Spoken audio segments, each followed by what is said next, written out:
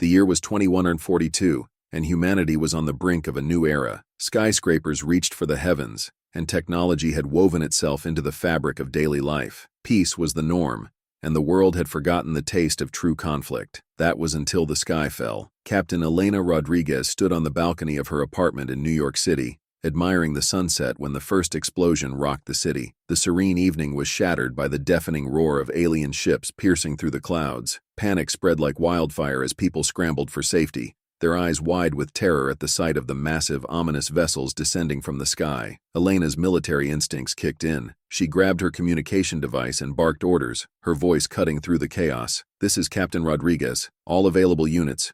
Report to the rendezvous point immediately. We are under attack." The streets below were a scene of pandemonium. Alien soldiers, towering and armored in gleaming, otherworldly suits, marched through the city, their weapons disintegrating anything in their path. Buildings crumbled, and the air was thick with smoke and screams. Elena made her way to the military base, her mind racing. Who were these invaders? What did they want? Her questions were answered soon enough when the aliens' leader, Zarath, broadcasted his message to the world. His image, projected into the sky, was that of a towering figure with a cold, calculating gaze. "People of Earth," Zarath's voice boomed. "I am Zarath, leader of the RXZ. Your world is now ours. Surrender, and you will serve us as slaves.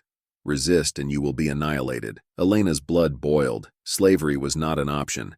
Humanity had fought too hard for its freedom to bow down now. At the base, she met with her team, Dr. Marcus Lee, a scientist with an unmatched intellect, and Sergeant Jamal Carter, a soldier as tough as they came. "We need to form a resistance," Elena said, her voice firm. "We can't let them take our planet." Marcus nodded, his eyes filled with determination. "I've been studying the alien technology. If we can understand it, we might find a way to fight back." Jamal cracked his knuckles, a fierce grin spreading across his face. "Let's show these aliens what humans are made of." As the world fell into chaos, a spark of hope ignited. Under Captain Rodriguez's leadership, the human resistance was born. Their journey would be fraught with danger, betrayal, and unimaginable challenges. But one thing was clear: humanity would not go down without a fight.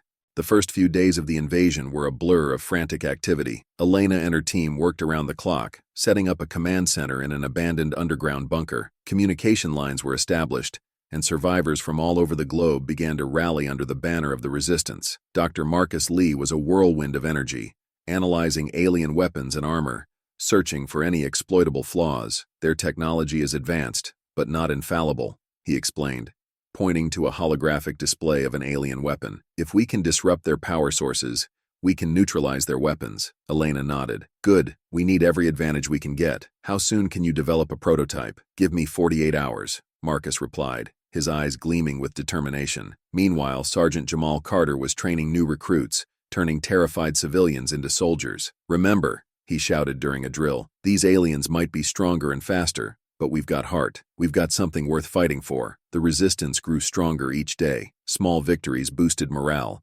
An ambush here, a sabotage there. The aliens, caught off guard by the humans' resilience, began to show signs of frustration. But it wasn't just brute force that the resistance relied on. Elena's strategic mind was their greatest asset. She coordinated attacks with precision, always staying one step ahead of the invaders. She knew that to win this war they had to think like their enemies, anticipate their moves. One night, as she pored over maps and reports, Athena, the advanced AI assisting the resistance, interrupted her thoughts. "Captain Rodriguez, I've detected unusual activity in the alien command center. They seem to be planning a major offensive." Elena's brow furrowed. "Show me." A holographic image appeared, displaying the alien movements. "They're massing their forces here," Athena pointed out, "preparing for a full-scale assault on our main base." Elena's mind raced. If the base fell, the resistance would be crippled. They had to act fast. "Alert all units. We need to fortify our defenses and prepare for a counterattack." As the resistance braced for the upcoming battle,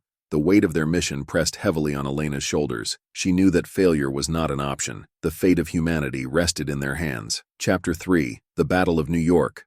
The dawn of the 5th day since the invasion brought with it an eerie calm. The Resistance's main base, hidden beneath the ruins of New York City, buzzed with activity. Soldiers armed themselves, scientists fine-tuned their inventions, and medics prepared for the inevitable onslaught. Elena stood at the forefront, her eyes scanning the horizon. "Remember," she addressed the assembled fighters, "we are not just defending this base.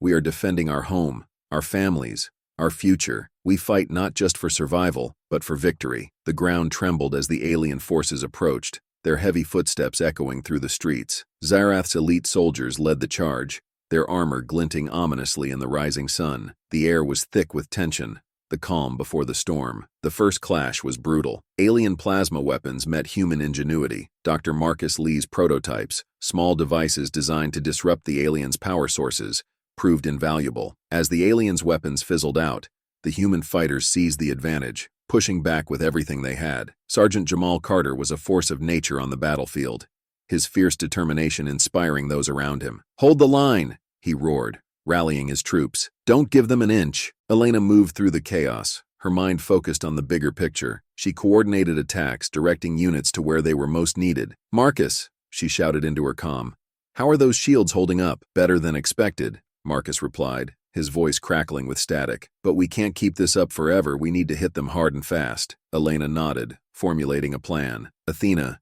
can you pinpoint their command center?" "Already done," the AI responded. "It's heavily guarded, but a well-coordinated strike could take it out." "Good," Elena said. "Jamal, take your team and hit them from the flank. We'll create a diversion and draw their main forces away." The battle raged on, each moment a testament to human courage and resilience. As the resistance executed their plan, the tide began to turn. The aliens, unprepared for the ferocity of the human counterattack, started to falter. In a decisive move, Elena led a small strike team to the alien command center. The fighting was intense, but they managed to breach the defenses. Inside they found Zarath, the alien commander, surrounded by his elite guards. His cold, calculating gaze met Elena's determined eyes. "So, the humans have some fight left in them," Zarath sneered. "Impressive, but ultimately futile." Elena's grip tightened on her weapon. "You underestimated us. That's your first mistake. The second was thinking we would ever submit to slavery." The battle in the command center was fierce. Zarath's guards were formidable,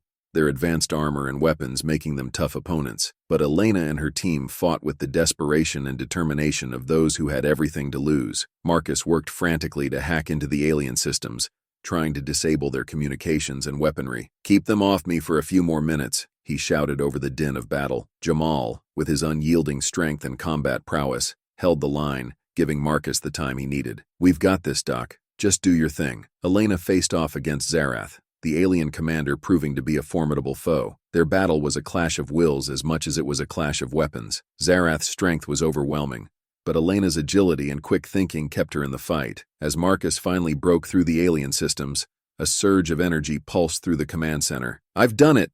he yelled. "Their network is down."